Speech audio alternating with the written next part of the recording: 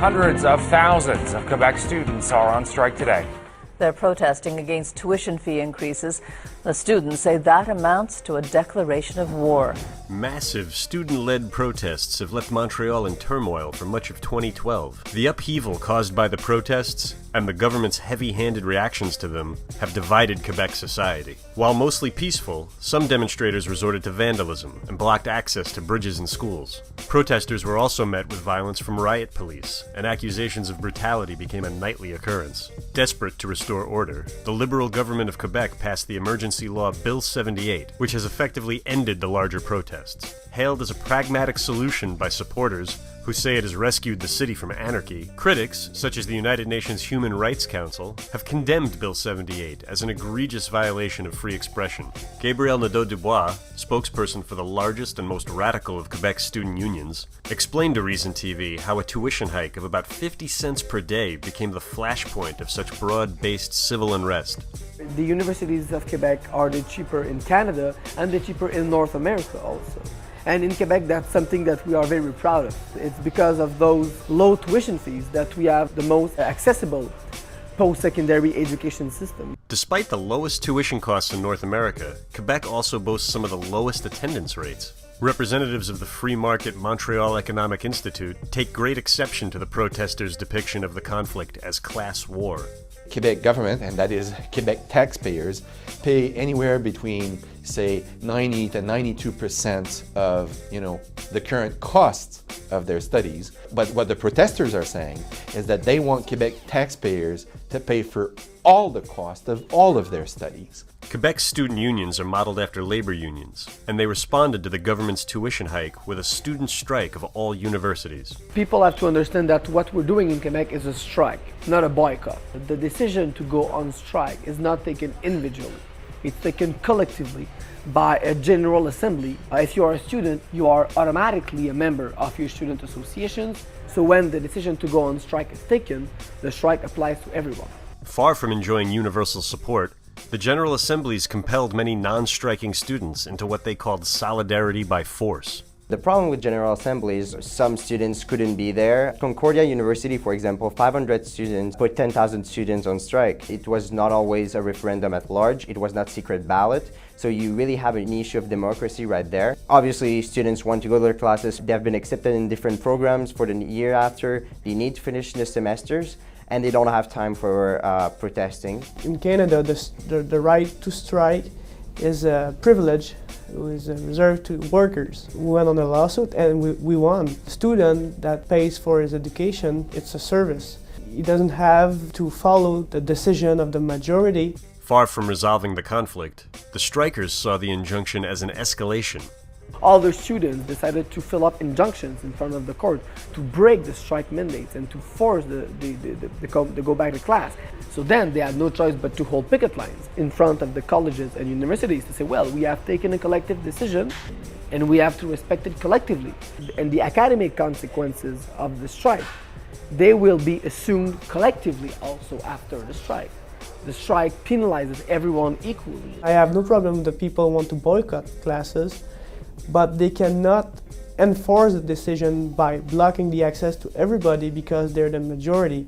Bill Watson, a professor at Montreal's McGill University, is critical of some of the tactics of the student movement. People were gathering in their thousands and then marching in more or less random order on different routes every night. They've gathered in support from all sorts of people with all sorts of grievances. People from the Occupy movement, people from the anti-globalization movement, people from a more traditional labor union posture. Even though it's in a sense a local fight against tuition hike, it's also a broader fight against the privatization of public services and against austerity-like measures. The Anarchopanda is the alter ego of a junior college philosophy professor who's taken an unconventional peacekeeping role in the student strike. The Anarchopanda spends a lot of his, I assume, paid time, because he's not given his classes. His classes have been suspended, but his pay has not been suspended, trying to bring police and opponents of the protests and the protesters into a better state of mind. It's the kind of symbol that really disturbs the police officers who are used to being very rough to the protesters, and when you see this huge panda in front of you, it's kind of disturbing because he's there with his big smile. wanting to hug all the police. The students were victims of violence from the police fairly early on. As a teacher and somebody that cares for students, I started looking for ways to try to help the students with that. When the riot police shows up, I try to be there in the front line and to interact with them. They have a very strict behavioral protocol. They're not allowed to be human, essentially. They're not allowed to talk to you. They're not allowed to look at you in the eye. They're just there to be the sort of brute force of the system. By talking to them and by interacting with them, I try to remind them that they are people too and that they will be judged, both legally and by their own conscience. But not all demonstrators were as pacifistic as the Anarchopanda. Incidents like the smoke bomb attack in the underground subway system and the vandalization of the Montreal Economic Institute's downtown offices marred the movement's preferred image of nonviolent civil disobedience. As protests grew larger and more disruptive, and as conflicts with police grew more violent, the government of Quebec passed Bill 78, an emergency law which suspended the university term, essentially locking out the strikers. It also banned masks during protests, introduced huge fines on protest organizers, and demanded prior notice of protest routes. You've essentially got traffic blocked in unpredictable ways every night. And you're running a city, other people are trying to get on with their lives. It's not unreasonable to require protests of more than 50 people to tell the police 8 hours in advance, that's all the notice you have to give. Look, we're going to gather here and we're going to go from here to there. And for us, it's a totally unacceptable measure. Now the police officers will be able to say that you can protest but not there, and you have to go in the field, and we want to protest in downtown. No, you will protest in the neighborhood away from everyone, where you are seen by no one and where you disturb nothing. The idea was to disrupt. It was very effective in disrupting, but I think a civilized society has the right to regulate this kind of thing and say, look, people who are not interested in this issue, who don't in fact agree with you, do have the right to conduct their lives in the normal way that they see fit. In a democratic society, you should be able to protest where you want and to express yourself where you want and when you want. And that's a lot more important than any minor economic disturbance of a few hours in any downtown. Canadian constitutional lawyer Julius Gray, a supporter of the student protests, explains the severe civil liabilities of Bill 78. There could be a class action by some person that comes in and says, I'm a student, I wanted to go to my classes, and I lost $3,000.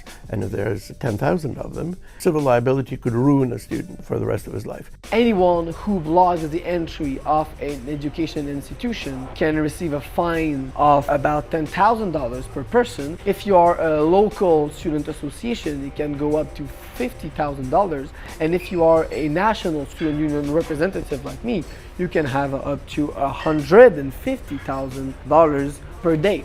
There was some justification in order to increase the amount of those fines because incentive matters. And if you have a particular action which is blocking access to colleges, blocking bridges so that people cannot move freely, violating the freedoms of other people, and this particular course of action is costing you $1,500, you're not going to react the same way as if it's costing you $250,000. This law will apply only for 1 year, and we are actually in front of the court to make this law declared unconstitutional. The Association of Lawyers, the Association of Judges, everyone has said that it was unconstitutional, so I'm pretty sure we will win, but it's going to be so long, and when we will win, the law will no longer be applied, and the government will have succeeded in going over the institutions that are here to protect the civil liberties and the civil rights. It's probably a law that was not necessary, and so in that sense, it's maybe a case of government over-regulation.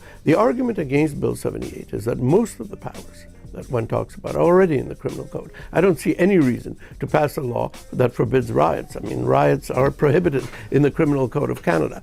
I don't see any advantage. On the other hand, the civil liability, the delegation of powers, and the prevention of spontaneous demonstrations are serious invasions of civil liberties. Bill 78 was a panic move to kill the mobilization, but in fact, it had the exact opposite effect. Since Bill 78, we have seen hundreds of thousands of citizens, not of students, of citizens, each night going out with their pots and pans, banging on them to show their disapproval. This bill is a direct threat to certain rights that all citizens have, not only students, to express their opinion and to freely assemble. Quebec's universities are scheduled to reopen for class in August, and a Supreme Court decision on the constitutionality of Bill 78 is likely several months away. Though the nightly protests have continued in much smaller numbers, the student unions are planning another massive protest for August 22nd, where hundreds of thousands are expected to march through Montreal. It remains difficult to judge Bill 78 as a reasonable intervention for the public good, or a draconian law imposed by a panicking government. Mass movements like the Tea Party, the Arab Spring, and the Occupy movement suggest a new paradigm of civil disobedience in the global zeitgeist. But the conflict in Quebec presents a dilemma that has yet to be solved. Where is the line between freely expressing dissent and depriving other people of their liberties?